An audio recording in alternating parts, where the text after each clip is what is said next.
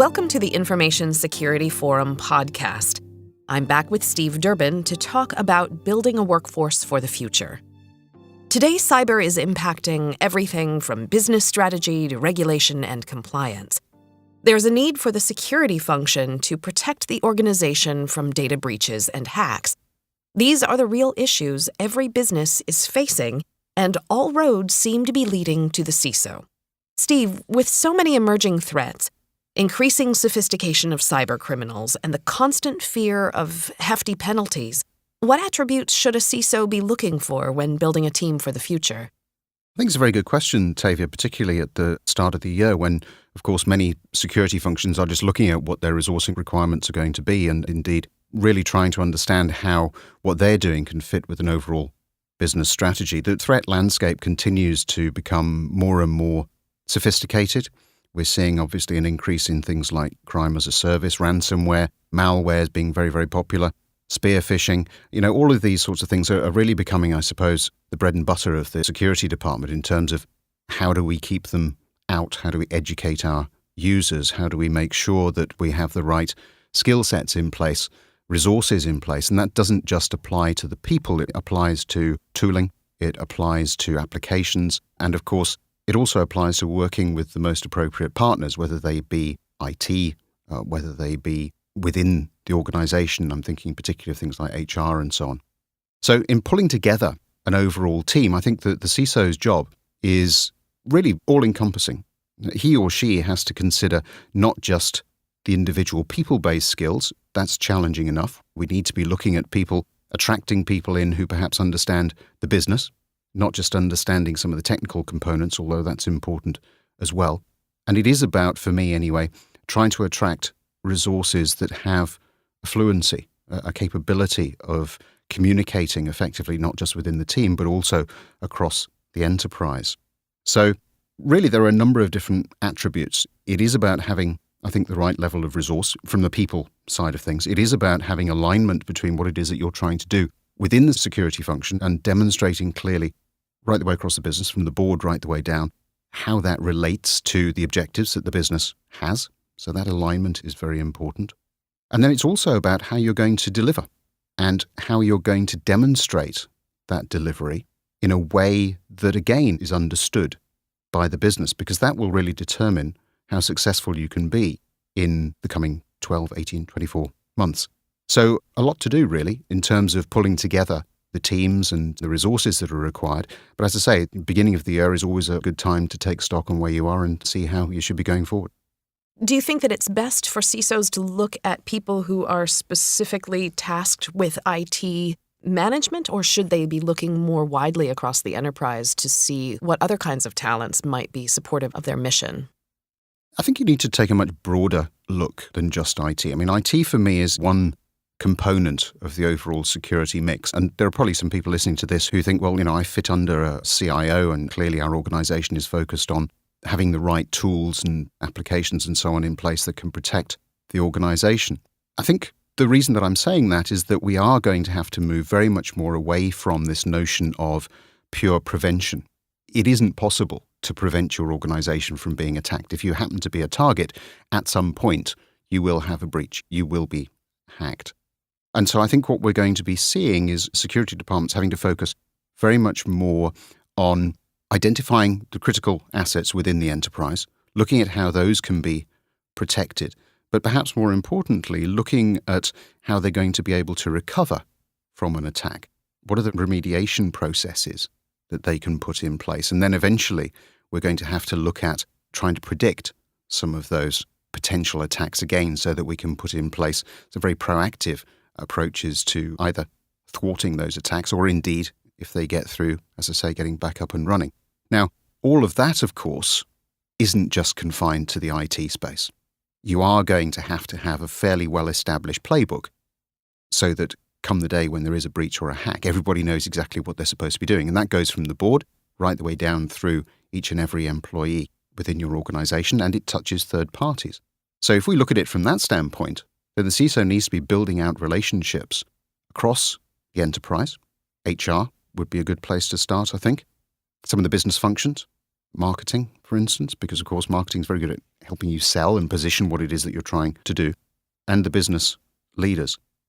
It's also about making sure that your third-party providers understand the security posture that you have, understand how you're expecting them to really handle your data, protect your data, ensure the integrity of data, and making sure that I think you have some regular touch points with them.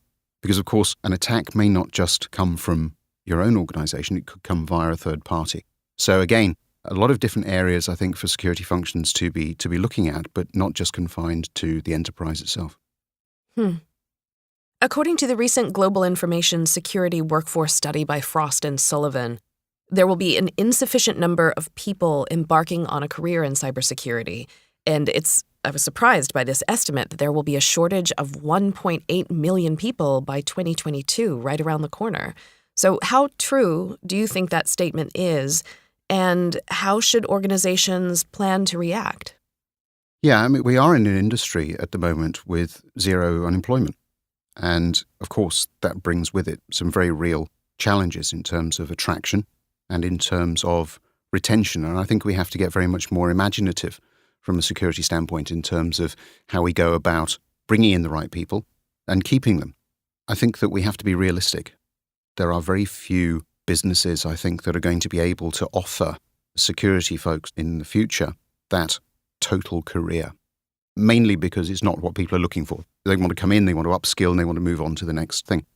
So from a security standpoint, I think what we have to be doing is getting across the message that we are operating now in a very vibrant, demanding, intellectually stimulating environment. And that's very different from the way security was viewed just a few years ago. So that's the message. I think if we want to attract the right sort of people, we have to reposition ourselves in that way. The second component is that you don't necessarily need to have people coming into that function who just have security skills.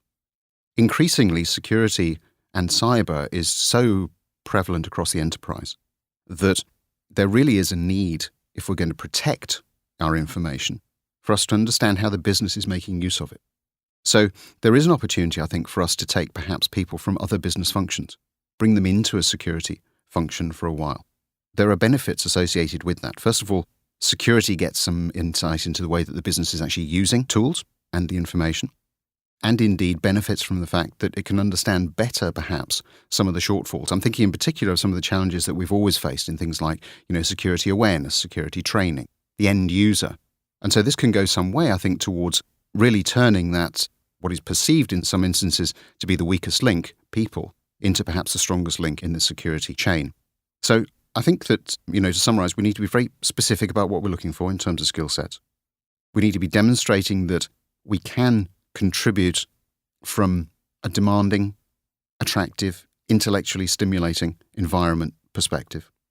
That there is an opportunity for people to learn, to upskill, which obviously puts them in very good stead if they want to move on either within the organization or indeed outside. But we also have to be realistic about the fact that it is a very tough sell. We are competing not just within our own organization, but of course outside in, as I said earlier, a market where there is zero unemployment. And so we are going to have to, I think, really market ourselves much more effectively than we have done in the past. We're going to have to listen better, I think, to what it is that our buyers, our employees, are actually looking for. And we're going to have to change some of our management styles. And I don't think that we should underestimate the size of the challenge in that particular space. It seems like this is a job that potentially has a lot of creativity involved in it, in a way that maybe businesses didn't recognize in the past.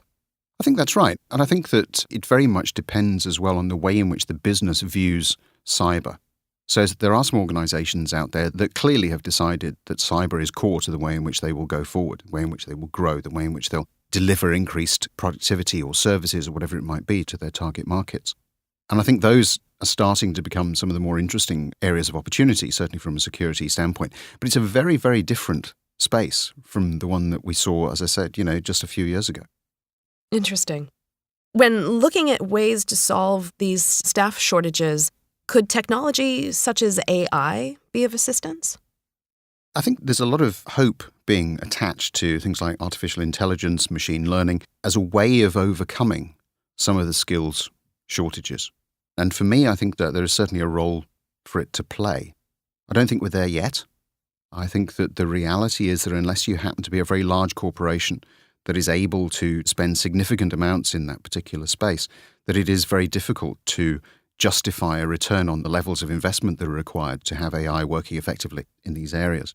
So my advice to security organizations out there who are perhaps considering this is, if you're in an organization that has been spending on AI, maybe you do have a number of data scientists and so on that have been used in terms of putting together new products and services for your business, then look at how you can piggyback. Look at how you can work with them to really try to move some of that investment perhaps across into the security function and learn from some of their mistakes. I think there are also some interesting vendors out there who've been spending quite a lot of money in this particular space. Again, perhaps not so much in security at the moment, but well worth a look there too.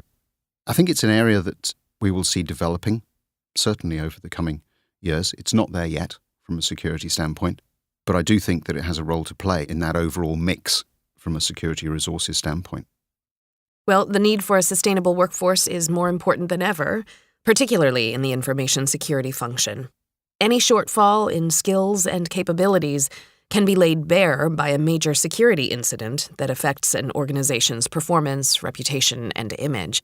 But as demand outstrips supply and organizations struggle to find the skilled people they need, a sustainable workforce is difficult to achieve and puts increasing pressure on the CISO. It seems to be time for a new approach in building a sustainable security workforce. For more information on these issues and others, as ever, please visit securityforum.org.